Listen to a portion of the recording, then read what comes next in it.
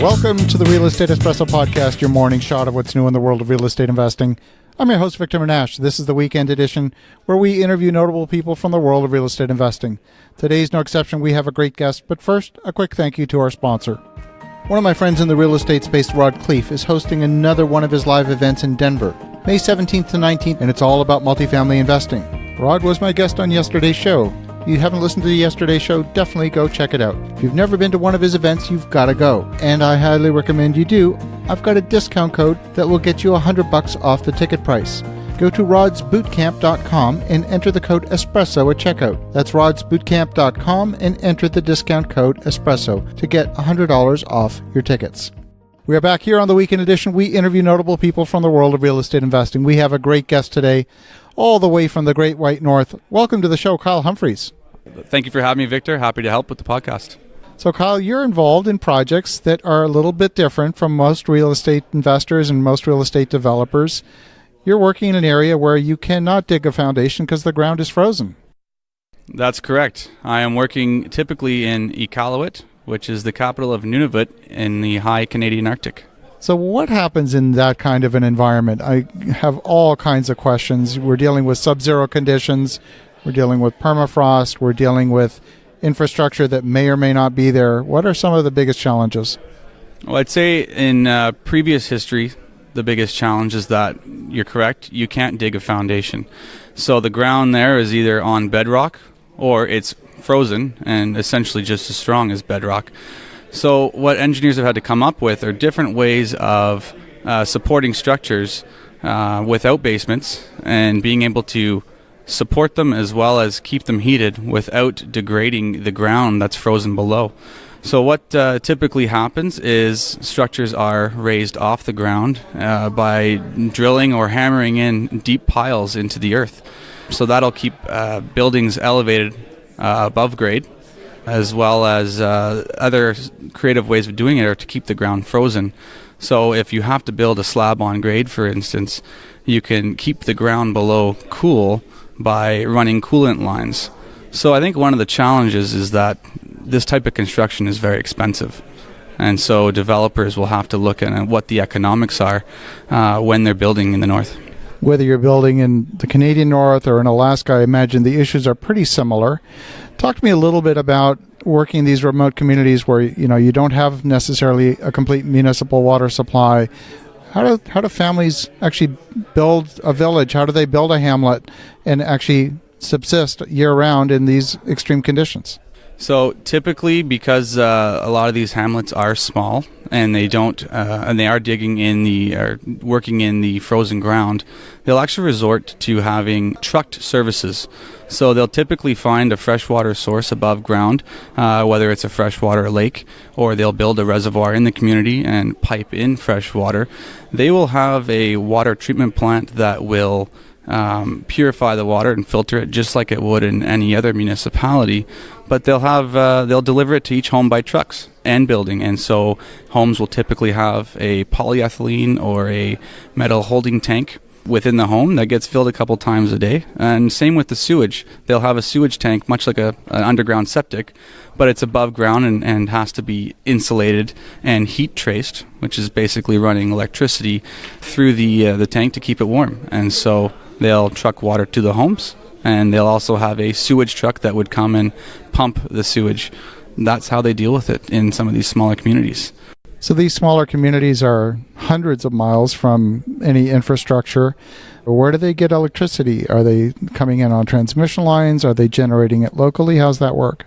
The majority of these communities are so remote that there are no transmission lines in terms of having something coming from a hydro plant. So diesel generators are set up in most of these communities. And so they'll have to bring in diesel fuel by ship, usually once or twice a year. And they'll be running these diesel generators 24/7 to provide electricity to all buildings. Wow, that's fascinating. And so it's a tremendous consumption of energy. We're talking about energy for regular household use, but also to heat the infrastructure. When it's minus 30, minus 40 degrees outside, you've got to be heating everything all the time. That's correct. The cost of living in the north are quite tremendous. There is a lot of subsidies for this, but from what I've seen in my experience, a typical electrical bill will be running, 10 cents a kilowatt hour, maybe here in Ottawa, but up there you can see it as high as about 80 to 90 cents a kilowatt hour. So it's not cheap to live, and you'll see those costs buried in your construction costs as well. So unless someone's part of an Indigenous community and they were born in that location, who else do you typically see in these communities? Are these folks choosing to live there, or is it driven by employment? What's driving housing in those locations? Well, I'd say the biggest city where I typically work would be Iqaluit. That's 8,000 people. So I would say that the local population is about 50% of that community, and the rest is from outsiders, typically coming in for government jobs. There's a lot of territorial and federal jobs up there.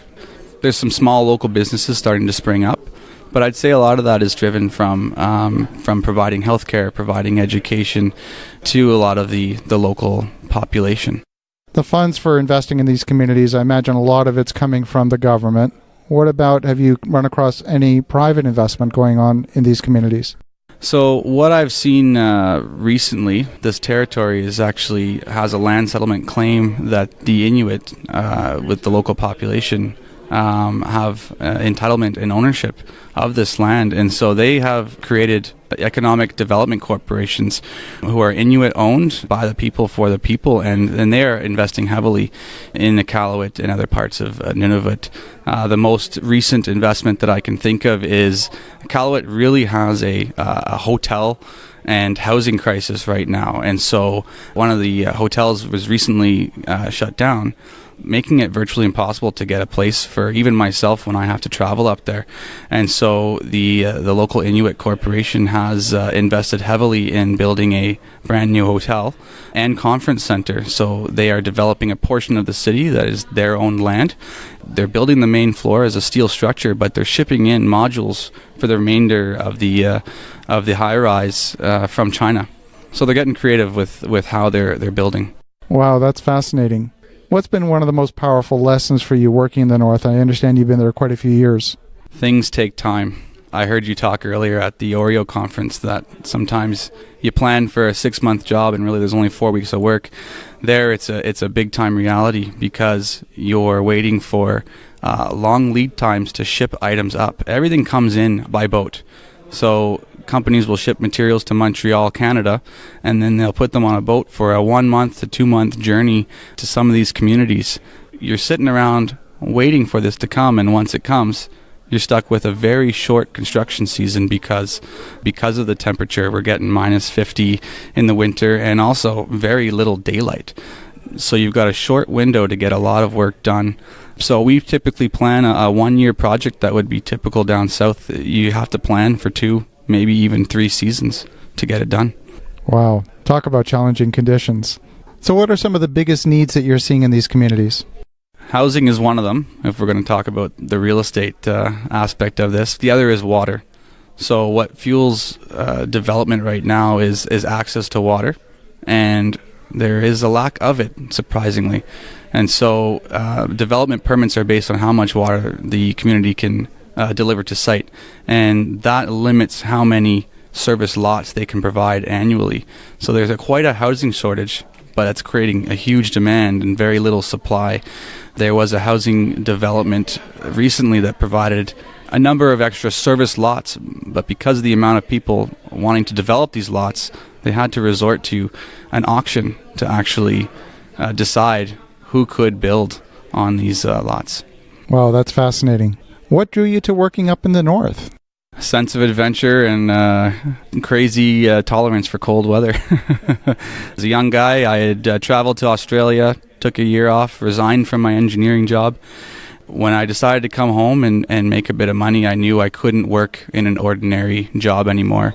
So I looked for something that would send me far away from Ottawa and seeing places I couldn't see. And so the Arctic was an opportunity that accidentally came across my sights. I did not hesitate to jump on it. People talk about the magic of being in the high latitudes during the summer months when you've got so many hours of daylight The counter side to that, of course, is in the winter when you've got almost no hours of daylight. What's that experience been like for you if you've been up there in the winter? I tend to like the darkness. I'm not nocturnal, but I get a kick out of being in the dark. And I think one of the most rewarding things when you're up there is that during that time of year, when it is the darkest, you get those grand northern lights that everyone's aware of. Viewing those is quite magical. So that'll bring a smile. But I'll also say a warm bar and a nice cold beer goes well on when you're trying to hide away from these cold, dark days. Well, I love it. Well, Carl, if folks want to get in touch, what's the best way? Well, I can, Victor, I can give you my personal email. It's kyler.h85@gmail.com. Well, Carl, thank you for joining us. It's a fascinating story, certainly one we've not covered on the podcast before. And for the listeners at home, if you're interested in learning more about the Arctic, definitely reach out to Kyle and have an awesome rest of your weekend. Go make some great things happen. We'll talk to you again tomorrow.